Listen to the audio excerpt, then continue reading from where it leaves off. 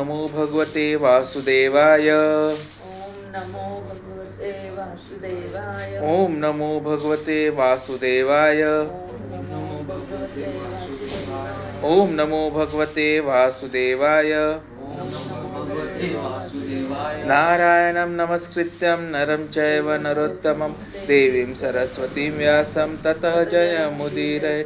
नष्टप्रायेषु अभद्रेषु नित्यं भागवत सेवया भगवती उत्तमश्लोके भक्तिर्भवती नैष्टिकी।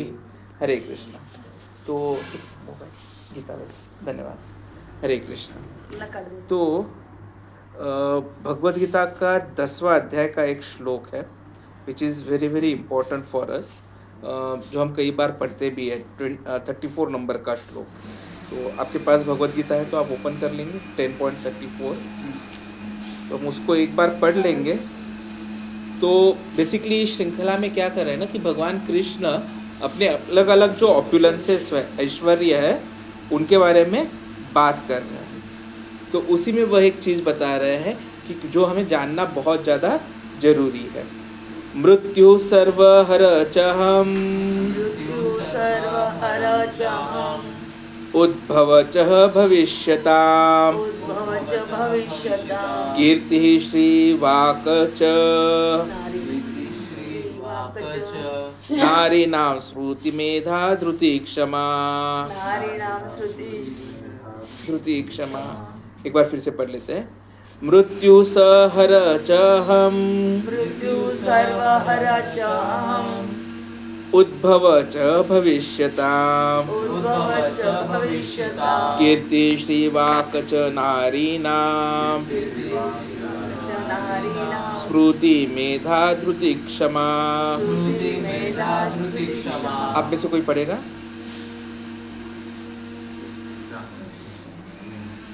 अनुवाद श्लोक पढ़ लीजिए पहले एक बार।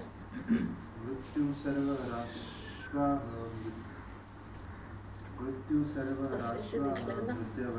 भविष्यताम्, कीर्ति सेवाक्य नारीणां स्मृति मेधा धृति क्षमा। हरे कृष्ण। आप भी पढ़िए 10.34। मृत्यु सर्वहरश्चाहम्, उद्भवश्च भविष्यताम्, कीर्ति श्रीवाश्च नारीणां स्मृति मेधा धृति क्षमा। हरे कृष्ण। वो एक के बाद हरे कृष्ण। तो इसका अनुवाद तथा तात्पर्य आप में से कोई पढ़ पाएगा? हिंदी या इंग्लिश? हिंदी। ठीक है, मैं हिंदी में पढ़ता हूँ। मैं सर्वभक्षी मृत्यु हूँ और मैं ही आगे होने वालों का आलोक को उत्पन्न करने वाला हूँ। स्त्रियों में मैं कीर्ति, श्री, वाक, स्मृति, मेधा, धृति तथा क्षमा हूँ। तो ये बहुत महत्वपूर्ण श्लोक बनता है क्योंकि यहाँ पर कृष्ण बता रहे हैं मृत्यु सर्वहरचहम् अहम, मतलब सर्वहर लेते हैं भगवान।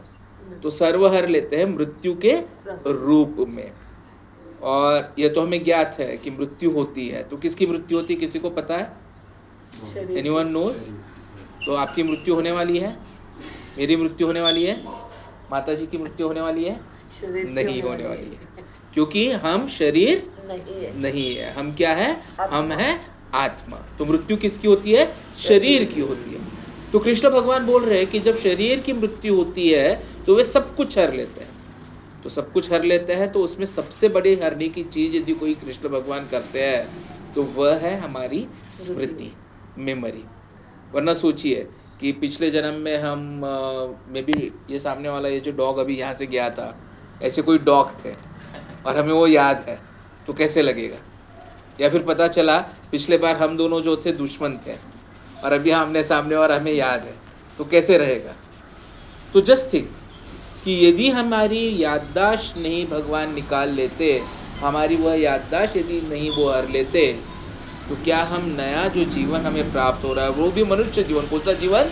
मनुष्य जीवन, जो कि बहुनाम जन्मनाम अंत्य है, ऐसे जीवन का हम सदुपयोग कर पाएंगे? नहीं कर पाएंगे। हमेशा वह डर रहता था।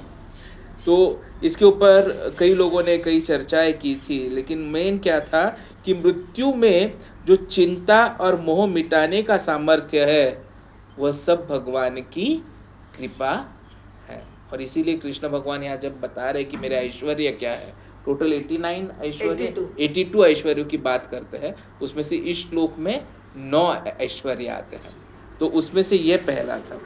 दूसरा भगवान बोल रहे हैं उद्भव च भविष्यता। अब इस श्लोक के स्टार्टिंग में क्या बोल दिया कि मैं सब कुछ हर लेता हूँ मृत्यु के वक्त, लेकिन इमीडिएटली भगवान क्या कर रहे हैं, मैं भले ही सब कुछ हर लेता हूँ लेकिन सबको जो उद्गम है वह भी मैं ही देता हूँ, मतलब सबका धारण पोषण करने वाला मैं ही हूँ। तो तात्पर्य है कि संसार की उत्पत्ति, स्थिति और प्रलय करने वाले कौन है, तो भगवान कृष्ण ही है। तो भगवान का कृष्ण जो ऐश्वर्य की बात कर रहे हैं तो वो एक साइडेड ऐश्वर्य नहीं है कि मैं सब कुछ हर लेता हूँ, नहीं, भगवान क्या कर रहे हैं, मैं सब कुछ देता भी हूँ। सो भगवान इज सो मर्सीफुल। कृष्ण हमारे पास कितने मर्सीफुल है, देखो कि हमें सब कुछ बताते रहते हैं। फॉर एग्जाम्पल ये भगवान की ही कृपा है कि किसी को कोई संतान हो या ना हो, वरना हम देखते हैं अभी हमारे यहाँ ही रोड से अपन बाहर निकलते हैं तो 4-4 IVF क्लिनिक है जब तक कि हम नगर रोड पे टच ना हो जाए, और ब्रांडेड IVF क्लिनिक से उसमें से 3 कि भाई लोगों को शादी के बाद भी संतान उत्पन्न नहीं होती। क्यों? क्योंकि भगवान जब तक नहीं चाहते किसी का भी भविष्य उद्गम नहीं हो सकता, और इसीलिए मनुष्य या जीव कितनी भी कोशिश कर ले वह अंतिम करता नहीं। अंतिम करता कौन है? भगवान कृष्ण ही है। और फिर आता है जो गुण उन्होंने बताया है, कीर्ति, श्री, वाक, नारी नाम, स्मृति, मेधा, धृति, क्षमा। तो ये गुणों की यहाँ पे सूची दी गई है। तो इसका मतलब क्या होता है कि जब महिलाओं में ये गुण होते हैं तो वे कृष्ण की अभिव्यक्ति होते हैं, कि they are representative of Krishna.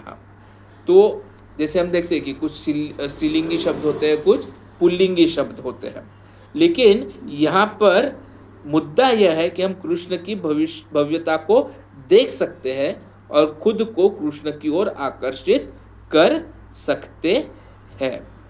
तो ये सातों जो है वे स्त्रियों में श्रेष्ठ मानी गई है।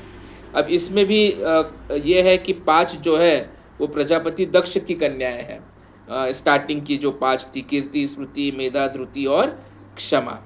श्री जो है महर्षि भृगु की कन्या है, और वाक जो है ब्रह्मा जी की कन्या है। मतलब वो भले ही क्वालिटीज हो लेकिन they are also daughters of, just look at it, किसके? तो जो हमारे प्रोजेनाइटर्स है उनके द्वारा वो उत्पन्न हुई थी, और सद्गुण ये कहलाते हैं। तो यहाँ ये सब कुछ इसलिए भगवान बता रहे हैं ताकि हम जो है ना भगवान की महत्ता को, ऐश्वर्यता को समझें। और जब तक हम उनको नहीं समझते हैं तब तक जो है वो जीवन कठिन होता है। एक दिन ऐसे ही एक जगह पर चल रहे थे तो वहाँ पर देखा कि एक बहुत हट्टा कट्टा, क्या बोलते हैं, हीमैन टाइप जो है पुरुष था, मसल्स एकदम स्ट्रॉन्ग वगैरह, ठीक है। और वो रास्ते से जा रहे थे और उसी रास्ते पर उनके पास मस्त उन्होंने नए नए क्या बोलते हैं बनाना, फ्रूट्स वगैरह खरीदे हुए थे, मस्त खाना वगैरह खरीदा हुआ था और लेके जा रहे थे अपने बाकी दोस्तों के लिए। वो भी शायद वॉइस में रहते होंगे उस वक्त। तो रास्ते में जा रहे थे, शाम का वक्त था, अंधेरा होने को था, और उसी वक्त क्या हो गया, बंदरों की टोली वहाँ पर आ गई। क्या हो गया? बंदरों की टोली वहाँ पर आ गई। और जैसे ही बंदर आ गए उन्होंने देखा इनके हाथों में क्या है, खाना है। तो बंदर क्या करेंगे, हरे कृष्णा ऐसे गाते रहेंगे क्या? नहीं, वो क्या करेंगे, प्रसाद छीन लेंगे। तो जैसे ही उन्होंने देखी इतना हट्टा कट्टा मनुष्य, हीमैन टाइप थे, तो हीमैन टाइप के ऊपर सीधे ऐसे बोलते हैं ना वो, और ये हीमैन क्या करेगा, लड़ पाएगा? नहीं, एकदम स्तब्ध कि इतने सारे बंदर, क्या करूं क्या ना करूं, और हाथ में से थैली गिर गई और बंदरों ने उसे झपटा और हीमैन वहां से भाग गया। और बंदरों ने वो देखा, हाँ अब तो आज तो फीस्ट है, इतना सब कुछ खाने को मिलने वाला है। और उसी वक्त एक एकदम काड़ी जैसा नेपाली बच्चा, एकदम काड़ी था, सुकड़ा एकदम, जैसे हम बोलते हैं ना कि एकदम सुकड़ा बच्चा होता है कोई, वो वहाँ पर आया और उसने उन बंदरों की तरफ देखा और बंदरों ने उसकी तरफ देखा। अब बंदरों ने उसकी तरफ देखा तो वो देखने लग गए ये क्या है, और वो लड़के ने बंदरों की तरफ देख के उनके हाथों में जो खाना था, प्रसादम था, वो देख लिया।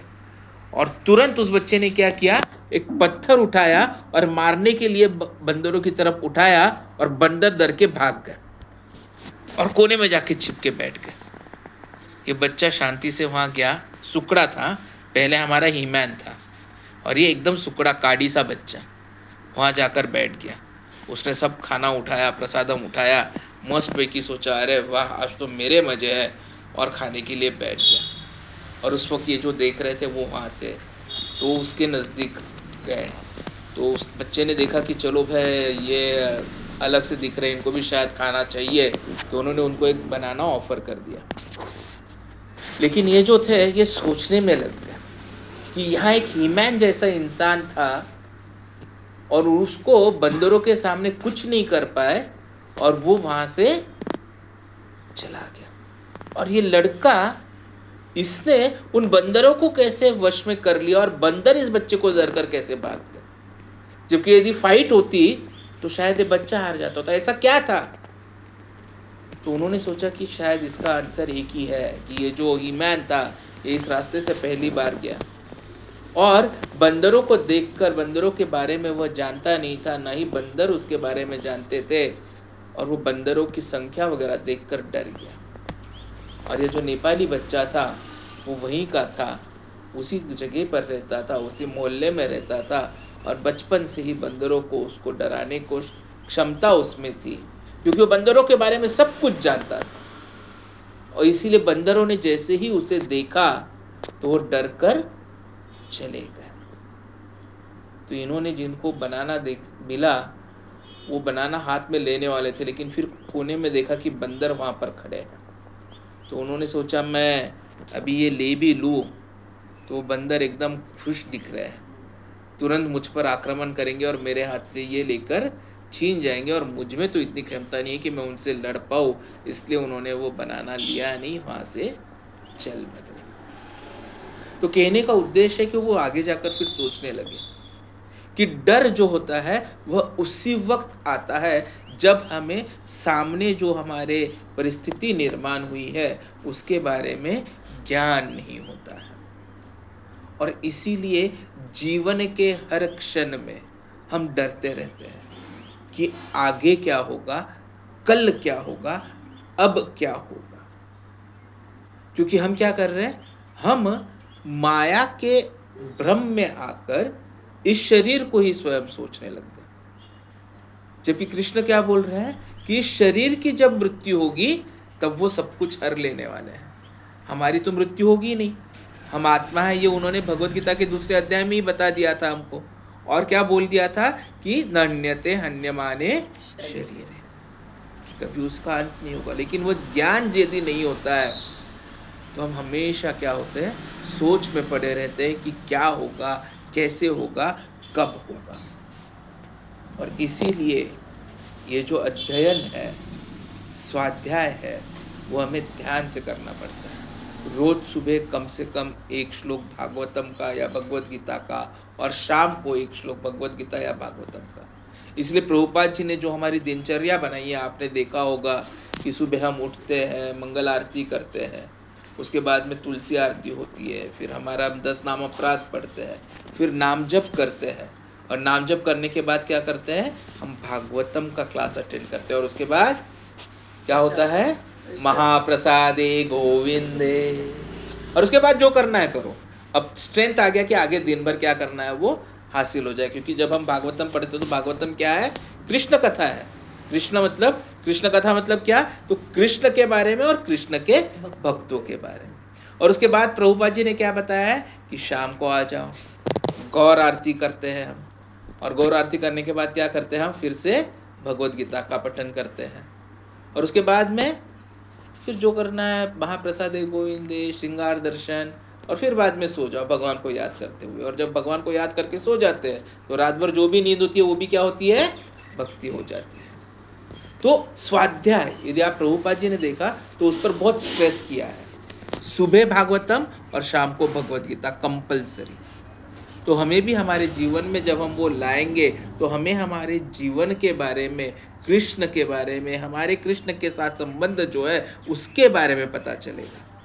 और जब यह बात हमें पता चलेगी तभी हम ये जो भी भ्रम में आज जी रहे हैं उस भ्रम के बाहर आ पाएंगे और सब साथ में रहेंगे, भगवत भक्ति करते रहेंगे, कृष्ण कथा कहते और सुनते रहेंगे और हरि नाम करते रहेंगे तो भगवत धाम वापस जा पाएंगे। हरे कृष्णा कृष्णा कृष्णा हरे हरे, हरे राम राम राम हरे हरे, हरे कृष्णा। आप में से किसी के कुछ प्रश्न नहीं है तो फिर हम चर्चा को यहीं विराम देते हैं, क्योंकि शायद आज काफ़ी लेट हो गया है। नेक्स्ट टाइम मैं और ज़्यादा अच्छे से प्रिपेयर करके आऊँगा। हरे कृष्णा।